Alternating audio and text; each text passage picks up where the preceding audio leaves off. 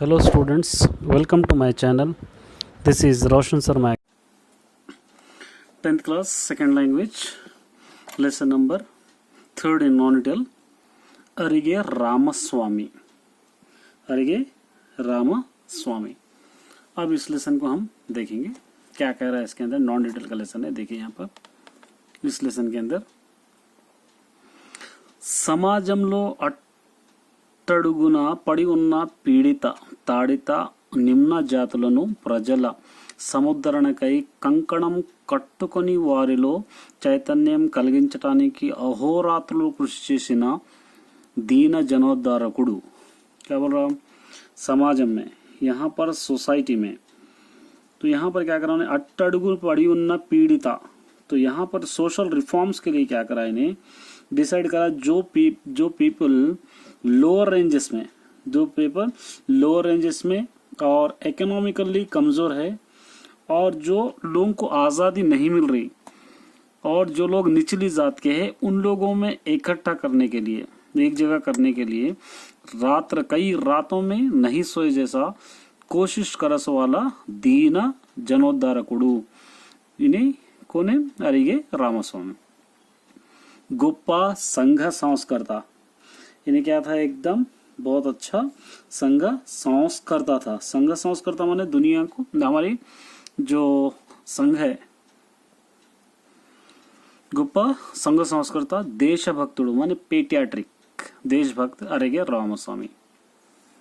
ఆనాడు నిజాం నిరంకుశ పాలనలో ప్రజలకు ఏ విషయంలోనూ స్వేచ్ఛ లేదు. उस दौर में निजाम की हुकूमत, निरंकुश मतलब कुछ अंकुश नहीं था, वैसे रियासत में इंसान को बात करने के लिए किसी चीज के अंदर आज़ादी नहीं थी. लोगों को बात करने के लिए किसी चीज में आज़ादी नहीं थी. ఇక ఆ రోజులలో వెనుకబడిన తరగతులు ప్రజల పరిస్థితి మరింత దుర్భరంగా ఉండేది. उस दौर में जो गरीब लोग थे, पूर लोग थे, उन लोगों की जो स्थिति थी और ज्यादा दुर्भर थी, बहुत ज्यादा गरीबी थी.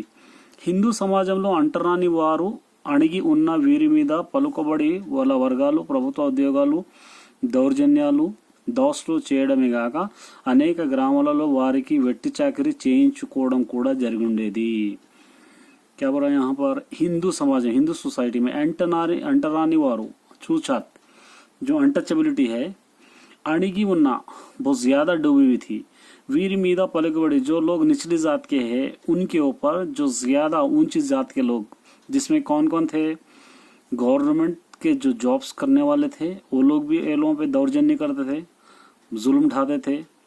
దౌష్ట్యాలు చేయడం, वो लोगों के ऊपर जुल्म करना, जबरदस्ती करना. अनेक ग्रामाలలో వారితో వెట్టి చాకరీ చేయడం. और हर गांव में, कई गांव में क्या करते थे वो लोगों से? वेट्टी चाकरी माने हर काम जो बने वो काम करा लेना కూడా జరుగుతుండేది, काम करा लेना रहता था. అజ్ఞానంలో కరుడుగట్టిన మూఢాచారాల చట్టంలో చిక్కుకొని నలిగిపోతున్న పీడిత ప్రజానికానికి ఆశాజ్యోతి చూపించిన ప్రముఖ హరిజన నాయకుడు హైదరాబాదు సంస్థానంలో ఆడనోడు ముగ్గురున్నారు. हैदराबाद के अंदर 3 ऐसे लोग थे जो लोग अज्ञानम लो माने जो बदखलाक जो थे, अज्ञान जो थे, करोड़गट्टीना मूढ़ाचारा लो माने जो चाहे वो मूढ़ाचार अंधविश्वास के अंदर फंसकर जो दबे हुए थे, वैसे लोगों को एक आशा किरणम माने एक आशा की किरण दिखाए वाले प्रमुख अहम हरिजन नायकुలు. हरिजन मतलब निचली जात के लीडर्स. हैदराबाद में 3 लोग थे. वारिलो ఒకరు अरिगे रामस्वामी, उनमें से एक थे अरिगे रामस्वामी. दूसरे भाग्य रेड्डी वर्मा, तीसरे BS वेंकटराव. ये तीनों जो लोग थे क्या करते थे? जो लोग अंधविश्वास के अंदर डूबे हुए थे, वो लोग अंधविश्वास से बाहर निकालने के लिए बहुत ज्यादा कोशिश करे से वाले निचली जात के लीडर्स ये तीनों थे. రామస్వామి 1895లో సికింద్రాబాద్లో ఒక నిరుపేద हरिजन कुटुंबంలో जन्मिंचाడు. रामस्वामी 1895 में सिकंदराबाद के एक गरीब खानदान में इनका जन्म हुआ, पैदा हुए. కొద్దిపాటి విద్యాభ్యాసం తర్వాత రైల్వే ఆడిట్ ఆఫీసులో ఆఫీసు బాయ్ జీవితాన్ని ప్రారంభించి పలురకాల उद्योगाలు చేశాడు యూనో ज़्यादा पढ़े नहीं, थोड़े बहुत पढ़े। थोड़ा बहुत पढ़ने के बाद रेलवे ऑडिट ऑफिस में ऑफिस बॉय, मतलब जो चपरासी जो काम करता वो काम करने के वास्ते प्यून की तरह अपनी ज़िंदगी शुरुआत करे और कई ऐसे नौकरियां उसके अंदर करे, दूसरी जगह भी कई नौकरियां करे। ఆయన చిన్నతనం నుండి ఆధ్యాత్మిక చింత అధికం, बचपन से ही आध्यात्मिक माने खुदा के चीज़ों पे बहुत ज़्यादा इनको यकीन था। आध्यात्मिक बोलते ना वो 1912 भूनंद श्री मंदपल्ली హనుమంతరాజా యోగీశ్వర ప్రభావానికి లోనే వారి శిష్యులయ్యాడు। 1912 में भूमानंद श्री मंदपल्ली हनुमंतराजा योगेश्वर एक पंडित थे, इनका प्रभाव इन पे ज्यादा गिरने की वजह से इन्हें क्या करे, उनके ही स्टूडेंट्स बन गए। ఆనాడు నుంచి సంపూర్ణంగా శాకాహారి అయిన గురువు అడుగుజాడల్లో సమాజ కళ్యాణానికి కృషి చేయని ఆరంభించాడు। उस दिन से पूरी तरह शाकाहारी माने गोश्त नहीं खाने वाले बनकर, शाकाहारी बनकर जो उनके गुरु बोले थे उसी के रास्ते में चलते हुए इस सोसाइटी के कल्याण करने के लिए बहुत ज्यादा कोशिश करना शुरू करे। గురువు ఆశీస్సులతో సునీత బాల సమాజం పేరిట ఒక సంస్థ నెలకొల్పాడు। इनके गुरु थे, उनके आशीष से क्या करे, एक सुनीता बाला समाजम बोलने के नाम से एक एनजीओ बनाए। सिकंदराबाद कुम्मरीगूड़ మొదలైన బస్తీలలో संघ संस्करण పూనుకున్నాడు। सिकंदराबाद और उसके बाजू में एक गांव था कुम्मरीगूड़, ऐसे छोटे छोटे बस्तियों में जाके इन्हें क्या करे, जो निचली जात में थे वो पूरों को डेवलप करने के सोच लिए।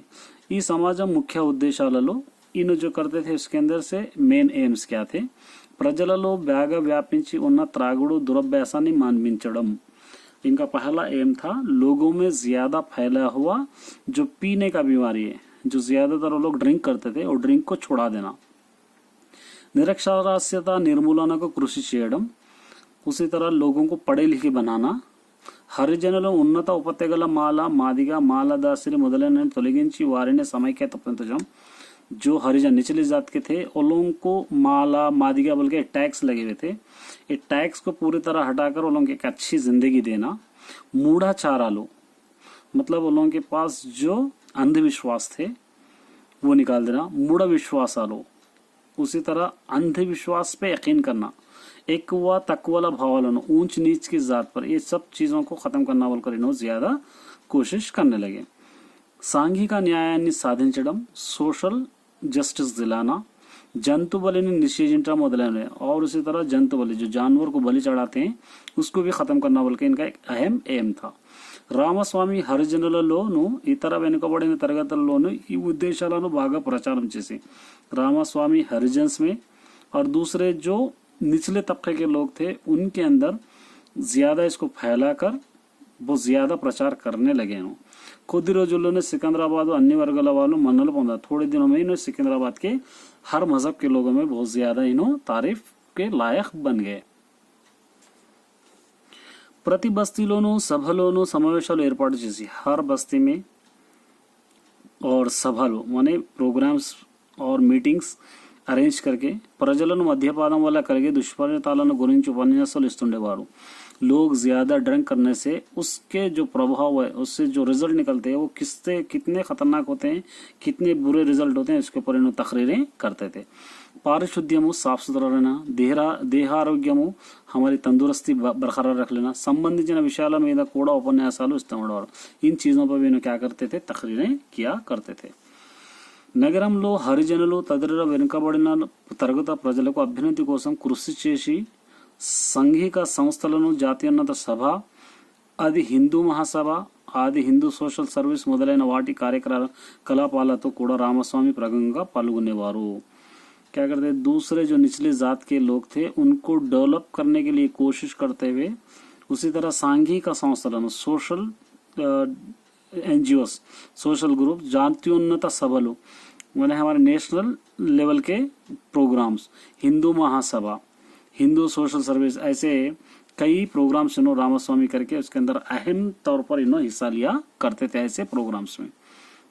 ఈ సంస్థల ప్రముఖ కార్యకర్త Bhagya Reddy Varma, R Lakshmayya, ML Adayya, CS Yathirajulu మొదలైన వారితో కలిసి రాमस्वामी प्रति संघ सेवा कार्यक्रम में प्रधान पात्र वहिస్తుండేవారు। इसके इनके एनजीओ में ये लोग भी थे। कौन कौन थे? भाग्यरेड्डी वर्मा, आर लक्ष्मయ్య, एमएल आदయ్య, सीएस यतिराजू, ये लोग भी थे। लेकिन रामस्वामी क्या करते थे? सबसे ज्यादा जो संघ सेवा करना ऐसे प्रोग्राम्स में सबसे अहम रोल इन्होंने निभाया करते थे। వీరందరూ హైదరాబాద్, సికింద్రాబాద్ నగరాలలో హరిజన భేదానికి ఎంతో కృషి చేశారు। ये सब लोग हैदराबाद और सिकंदराबाद के जो निचली जात के लोग हैं उन लोगों को आगे बढ़ाने के लिए बहुत ज्यादा कोशिश करे। ఆనాటి నిజాం ప్రభుత్వం అరిగే రామస్వామి హైదరాబాద్ మున్సిపల్ కార్పొరేషన్ సభ్యులుగా నియమించింది। उस दौर की यहाँ पर निजाम की गवर्नमेंट थी। उस गवर्नमेंट में रामस्वामी को हैदराबाद म्युनिसिपल కార్పొరేషన్ में मेंबर चुन लिए। ఆ రోజులలో ఆ పదవికి నామినేట్ అయిన ప్రథమ హరిజన అభ్యర్థుడు उस दिनों में इस नौकरी के लिए, इस जॉब के लिए नॉमिनेट हुए वाला पहला शख्स था जो निचली जात का लीडर था आरिगे रामस्वामी। రామస్వామి మున్సిపల్ కౌన్సిలర్ గా ఈయన మున్సిపల్ కౌన్సిలర్ थे। నగర పరిపాలక కార్యక్రమాలు అత్యంత శ్రద్ధతో నిర్వహించారు। जो लोग काउंसलर बन के नगर माने शहर के पौर परिपालना लोगों को डेवलप करने के प्रोग्राम बहुत ही इंटरेस्ट से किया करते थे। कौन? అరిగే రామస్వామి। తెలంగాణలో గ్రంథాలోద్యమానికి ఒక ప్రత్యేకత ఉంది। తెలంగాణ में ग्रंथालय योद्यम माने लाइब्रेरीज का एक उद्यम हुआ था। एक यहाँ पर क्विट इंडिया मूवमेंट जैसा एक उद्यम यहाँ पर भी लाइब्रेरीज के बारे में हुआ था। उसको एक स्पेशलिटी है। क्या है स्पेशलिटी? రామస్వామి గ్రంథాలయోద్యమంలో పాల్గొని గ్రామాలలో గ్రంథాలయాలలో నెలకొల్పడంతో వాటి ఆధ్వర్యంలో నిరక్షరాస్యత నిర్మూలనలోనూ ఎంతో కృషి చేశాడు। రామస్వామి उस ग्रंथालयोद्यम, उस लाइब्रेरीज के लिए जो लड़ाई हुई थी उसके अंदर हिस्सा लेकर गांव-गांव में लाइब्रेरी कायम कर इसके जरिए कई लोग जो अनपढ़ लोग हैं वो लोग पढ़ लिख के अपने गांव को सुधारेंगे बोलकर बहुत ज्यादा कोशिश करे। నిజాం రాష్ట్ర ఆంధ్ర మహాసభ స్థాపన కాలం నుంచి దానిలో సభ్యులుగా ఉండి ఆంధ్ర మహాసభ కార్యక్రమాలు పాల్గొనేవాడు। उसी तरह निजाम के आंध्र महासभा एक प्रोग्राम बनाए थे। उसके अंदर से इन्होंने क्या करे, उसके अंदर से एक मेंबर रहते हुए भी आंध्र महासभा के पूरे प्रोग्राम से हिस्सा लेते थे। उसके अंदर నాటి ఆంధ్ర మహాసభ ద్వారా ఆయన చేసిన కృషి ఎంతో ప్రశంసనీయం। उस दौर में आंध्र महासभा के जरिए करे सो कोशिश बहुत ज्यादा लोगों के तारीफ के काबिल थी।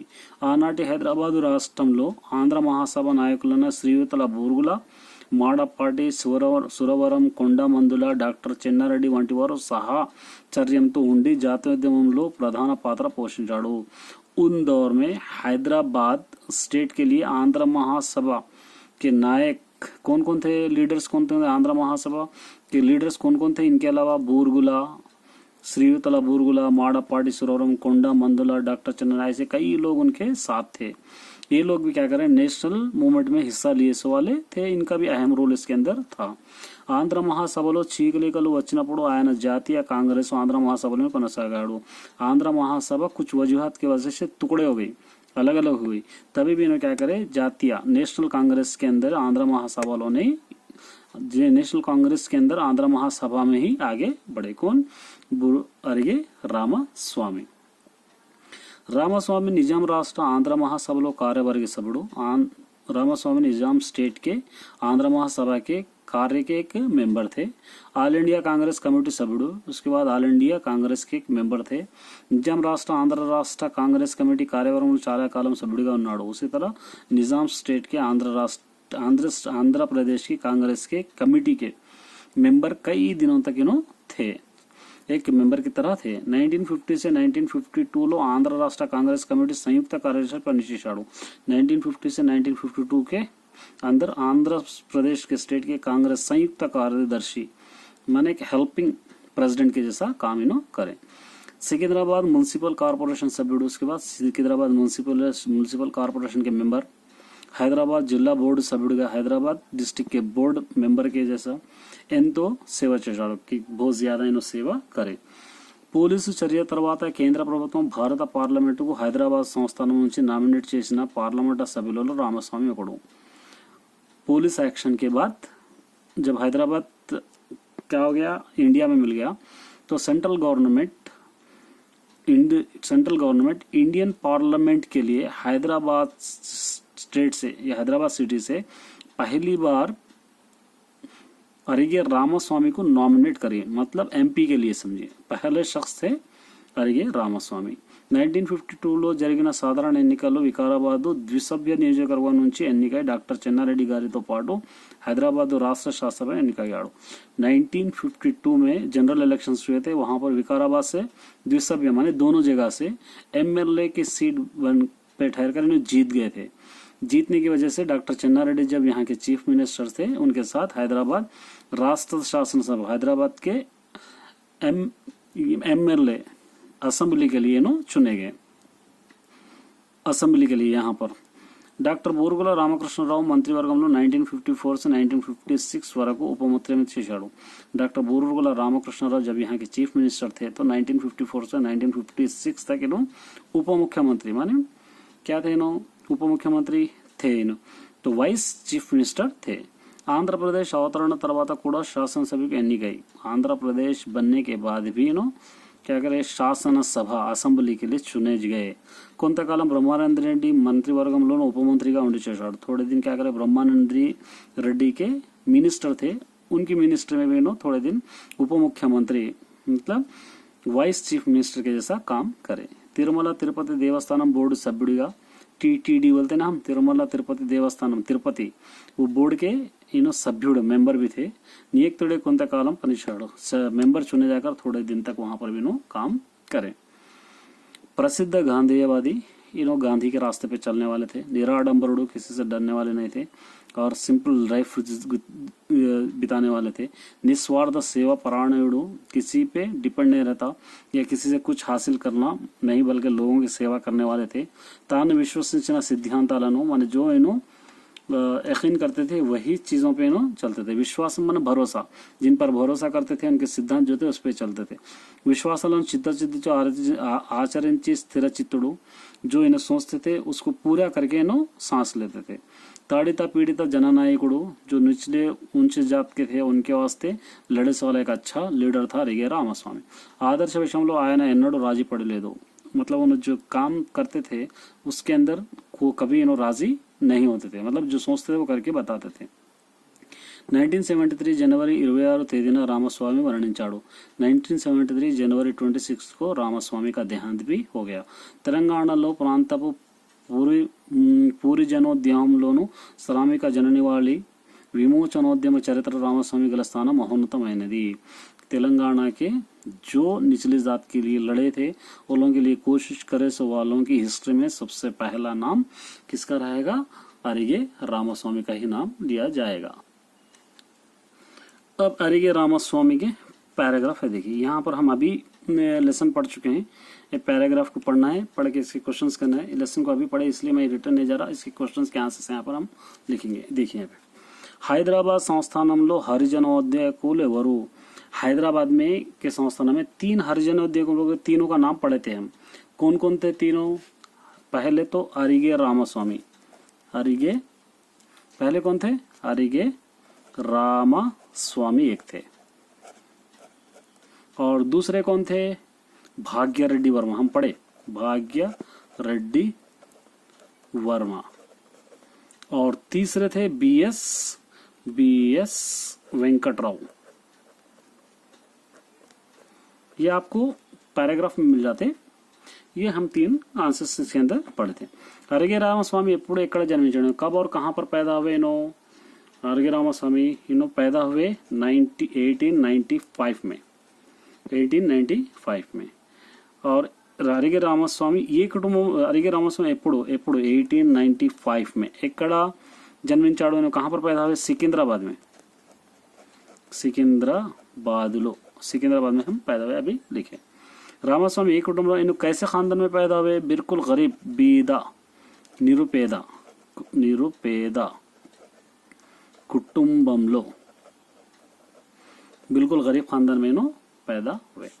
रामास्वामी ఎక్కడ ఏ ఉద్యోగం చేశాడు? इन्हों पहली बार कौन सी नौकरी करे? हम पढ़े थे अभी. रामास्वामी कहाँ पर पढ़े थे? रेलवे ऑडिट ऑफिस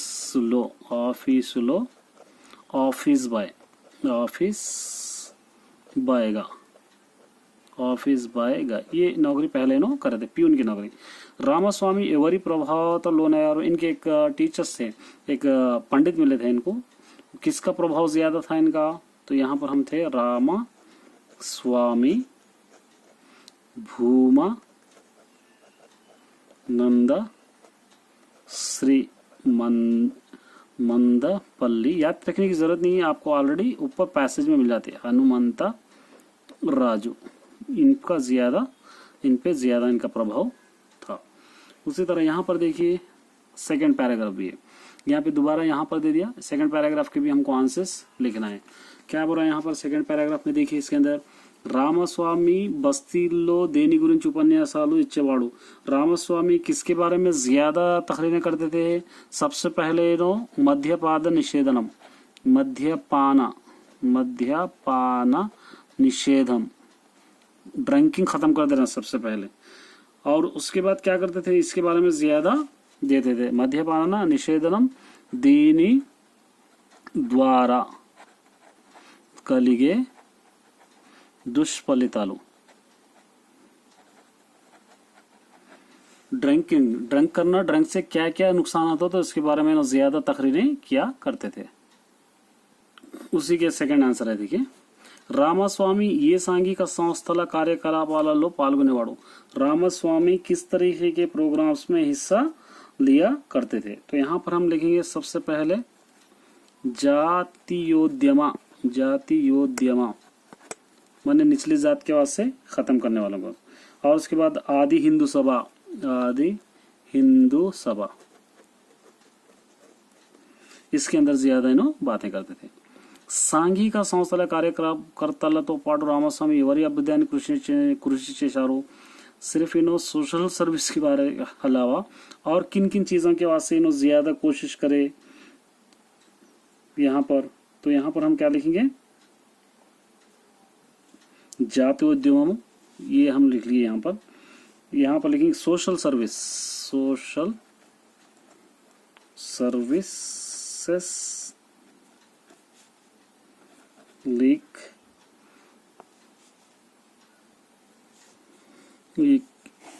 इसका शॉर्ट करके लिख सकते हैं हम लोग, हरिजनोद्यमानी, या लिख सकते हैं हरिजनाभ्युदयानिकी।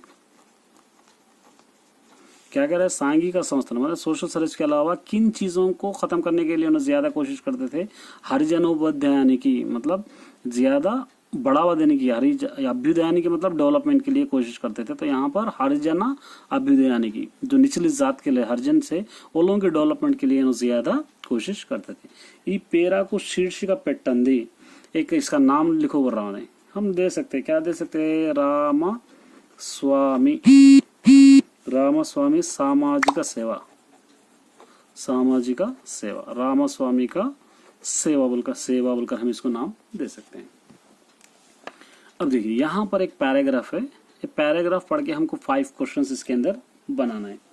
5 क्वेश्चंस बनाना है तो आसानी से हम इसके क्वेश्चंस बना सकते हैं। रामास्वामी कब पैदा हुए, रामास्वामी कब लीडर बने, क्या करें, ऐसे कुछ भी हम इसके अंदर बना सकते हैं, कब कब इन्हों बने। तो सबसे पहला क्वेश्चन लिख सकते हैं यहाँ पर, रामास्वामी ये कार्य वर्ग सभ्युडु लिख सकते हैं। रामास्वामी कौन से कार्यवर्ग के मेंबर थे। उसी तरह सेकंड क्वेश्चन बनाइए, 1950, उसके बाद हम लिखेंगे यहाँ पर 1952 से 1956 तक। तो यहाँ पर लिख सकते हैं ఏ మంత్రి వర్గంలో ఉపముఖ్య మంత్రిగా పనిచేశారు। मैंने किसकी लीडर भी नो वाइस चीफ मिनिस्टर थे नो बोलकर बोलो। ये संवत्सरंलो यहाँ पर लिख सकते हैं क्वेश्चन, ये संवत्सरंलो ఉప ముఖ్యమంత్రిగా ఉన్నారు। ये भी हम सेम लिख सकते हैं। माने कौन से साल में नो क्या, कौन से साल में नो क्या थे, एक्स वाइस चीफ मिनिस्टर के जैसा काम करे बोलकर हम लोग लिख सकते हैं।